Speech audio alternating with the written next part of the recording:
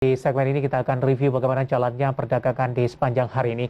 Dan kami ingatkan kembali Anda masih bisa secara aktif berpartisipasi dan bergabung bersama kami di telepon interaktif pemirsa di 021391 di 5201 dan juga ada WhatsApp interaktif kami di 0812 di 1398 di 3749 seperti yang tertera di layar televisi Anda. Saat ini kami sudah terhubung melalui Zoom dengan Bapak Arga Jonathan Karo-Karo yang merupakan Head of Research Creative Trading System. Kita akan langsung saja. Pak Arga, selamat sore, apa kabar Pak? Selamat sore Mas David, apa kabar? Kabar baik.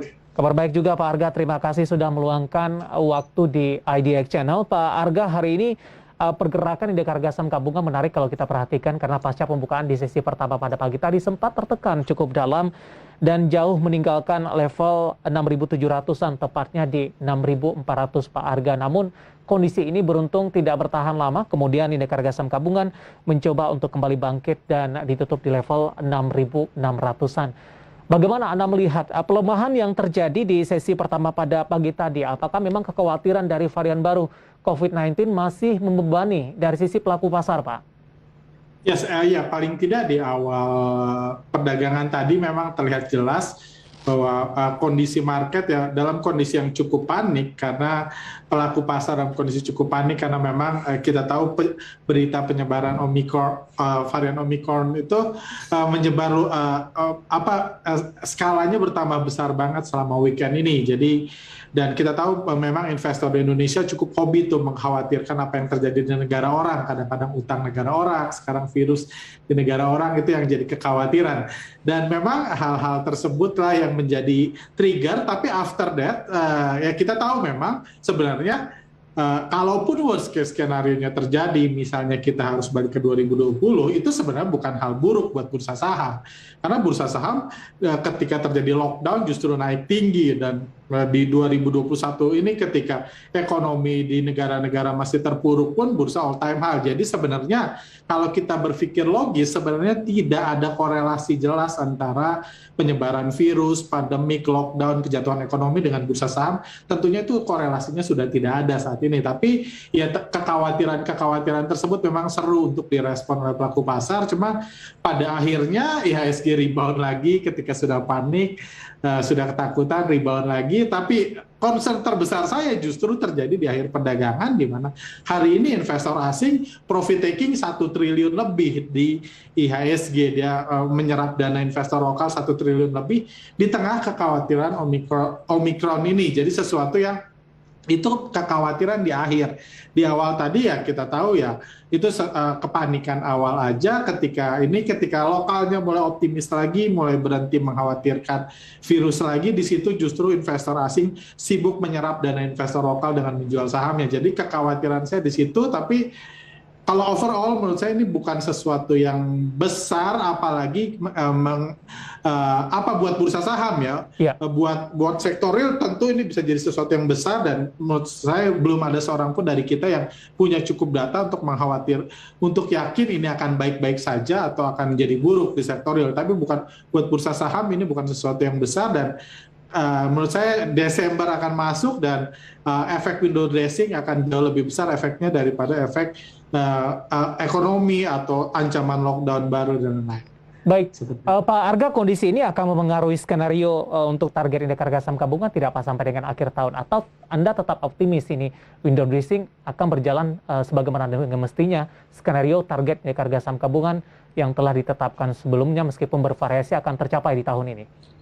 Saya rasa di bulan Desember inilah, belum tentu di akhir Desember, IHSG masih berpotensi mencetak all-time high barunya, dan window dressing tidak pernah ada hubungannya dengan virus, karena itu kepentingan para pemain besar yang terlepas dari dia kena virus atau enggak, dia punya kepentingan yang sama di akhir tahun, jadi itu nggak pernah ada hubungannya virus atau ekonomi, tapi ya kekhawatiran jangka pendek seperti ini sebenarnya opportunity buat kita, kalau dengan asumsi window dressing akan terus terjadi seperti itu.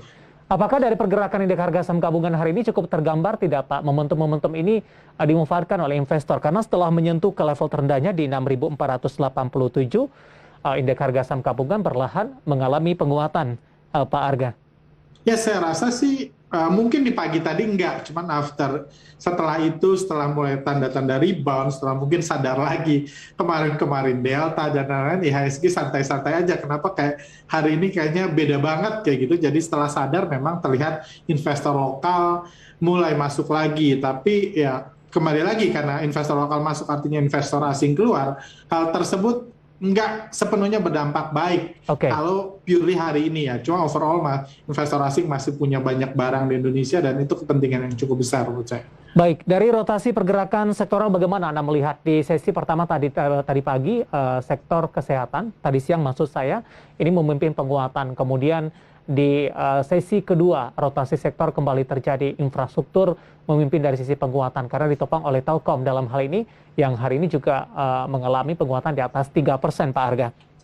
Yes, memang saham Telkom memang sudah 3 hari ini diakumulasi besar-besaran oleh investor asing. Kalau saya lihat misalnya 3 hari ini aja investor asing sudah beli saham ini 1,1 triliun. Jadi ini pembelian yang sangat besar dan memang wajar saham Telkom naik kalau asing melakukan pembelian sebesar itu, dan itu yang memang Telkom karena market cap-nya besar tentunya dia secara sektoral bisa memimpin mengalahkan semua sektor healthcare kayak gitu, tapi ya healthcare sendiri sebenarnya menurut saya hanya jangka pendek aja karena memang secara historis memang sering kalau ada berita-berita seperti ini saham healthcare bergairah sebentar, udah itu balik lagi seperti biasa. Baik, sebelum membahas dari beberapa saham dari farmasi dan juga produksi alat kesehatan, kita ke Telkom terlebih dahulu. Pak Arga hari ini menguat di 3,24%, 4.140.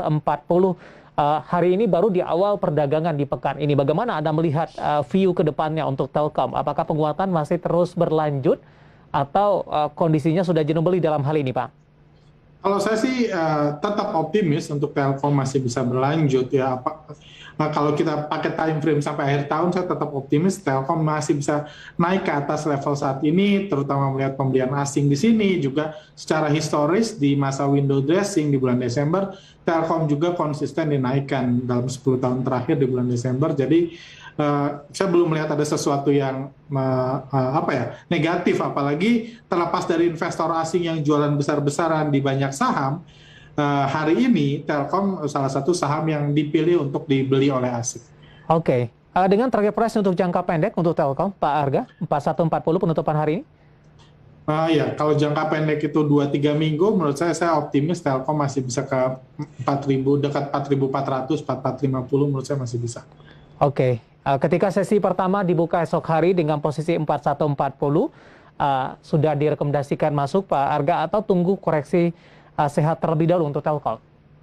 Ya, kalau ada koreksi sehat tentunya ini bagus ya, apalagi kalau misalnya kalau hari ini pun indeks luar turun, besok orang mulai panik lagi, mikirin virus lagi, ada koreksi jangka pendek lagi, bagus. Cuman di level saat ini pun seperti saya bilang, saya masih optimis kalau dalam 2 minggu ke depan masih akan naik kayak gitu. Jadi kalau ada koreksi silahkan manfaatkan, kalau Anda berani beli saat ini pun menurut saya nggak jelek gitu. Oke, dengan target price tadi di 4.400 dan 4.450.